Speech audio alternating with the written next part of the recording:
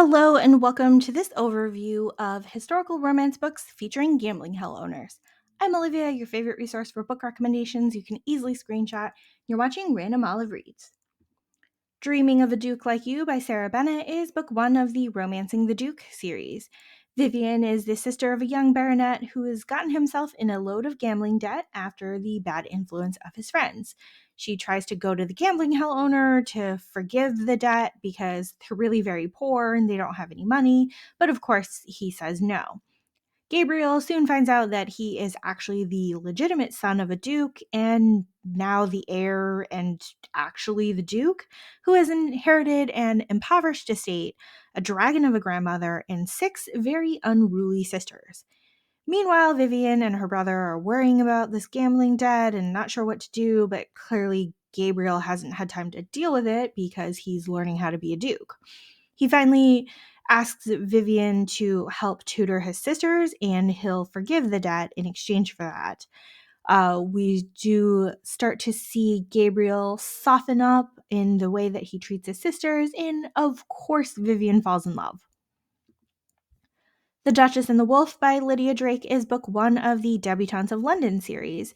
Susanna is almost engaged to a duke, but she's having misgivings about it, and she would rather travel the world. While she's out with a friend at a gambling den, she happens to start playing the piano in an empty room. Rafe, the owner of the club, catches her playing the piano and then is encouraged to hire her so that he can bring in more sophisticated patrons to the club and try to get this business deal that he's after. He offers her a lot of money to play, but she refuses right away. She soon changes her mind because she realizes the money will help her run away from her soon to be engagement. Rafe and Susanna try to keep their relationship professional, but that only lasts so long. Never Wager with a Wallflower by Virginia Heath is book three of the Merrywell Sisters series. We have Venus and Galahad, who are enemies-ish ever since they've met, but we're not really quite sure why. Galahad has also recently purchased some property to build a second gambling hell, and it turns out it's right next door to the orphanage where Venus works. Yikes. So he tries to butter her up and set up a truce and a friendship before he tells her the bad news. And so she doesn't realize that she's being manipulated. And of course, as they spend more time together, they fall in love. But all the betrayal is still kind of looming ahead. The Rake Gets Ravished by Sophie Jordan is book two of the Duke Hunt series. We have another character who's trying to bail out her brother from gambling debts. So Mercy's idiot brother has lost their home and farm at a gambling hell. So Mercy tries to go there to sneak in and steal back the debt voucher from Silas. She finds the voucher, but she also gets caught in Silas's rooms. So, to cover for herself, she says that she's there to seduce him. He resists at first, but pretty soon after gives in, and then she disappears the next day. He soon realizes that she has stolen from him, and so he chases her down to the farm where he might have owned somewhat. Of course, we find out that Silas is a really upstanding guy and does whatever it takes to protect Mercy.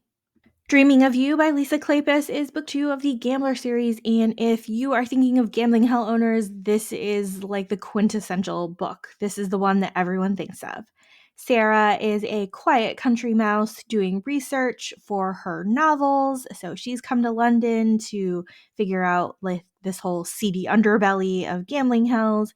Derek is the very rough and tumble self-made man who is very wealthy and runs this gambling hell, and somehow he is completely drawn to Sarah. He spends most of the book obsessed with her, but also thinking that he's not good enough for her, so he lets her go.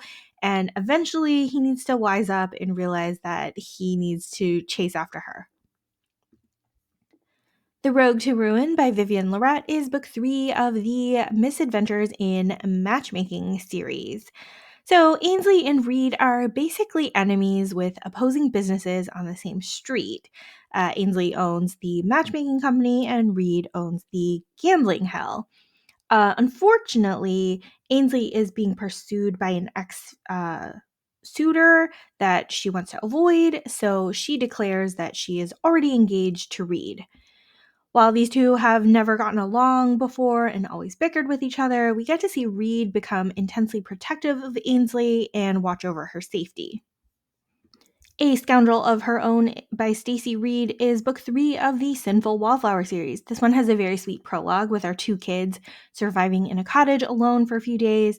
They become friends, they vow to marry each other one day until the girl is rescued by her noble family and the poor boy is cut off from her forever. Many, many years later, Ophelia finds out from her father that her mother was actually a singer and not the noble lady her father is married to. She wants to find out more about her mother, so she sings at clubs at night in disguise to get more information. Meanwhile, that poor boy turned into one of the wealthiest men in London, owning a gambling hell. He's pined for Ophelia for many years and finally has an opportunity to provide her with assistance. The Prince of Broadway by Joanna Shoup is book 2 of the Uptown Girl series. Florence wants to open her own casino, and in order to learn from the best, she attempts to get casino running lessons from Clayton, the most notorious casino owner in New York City. While she's busy sneaking out and hanging out in the seedy part of town, Clayton is working on some behind the scenes real estate deals that will attempt to destroy the wealthy man that ruined his own family. It just so happens that that person is Florence's father. And the house that he's targeting is her grandmother's house. So, as he and Florence grow closer, he has to choose between his affections for her and his need for revenge. The Wicked Wallflower by Tracy Sumner is book 3 of the Duchess Society series. Pippa, who is a Duke's sister, has an unhealthy attraction to her brother's friend Xander, who is a rogue and ex-smuggler and wealthy businessman who owns lots of different businesses in London, including a gambling hell. After running into each other enough times, they finally give in to the attraction, even though Xander is working through feelings of not being worthy and swearing off love. This is a fun adventure for Pippa and Xander, and they just keep staring at each other and meeting up in all of these crazy circumstances. Thank you so much for watching this video. Links to all of the books are in the description box. Like and subscribe to get updates, and you can follow me on Instagram at randomolive.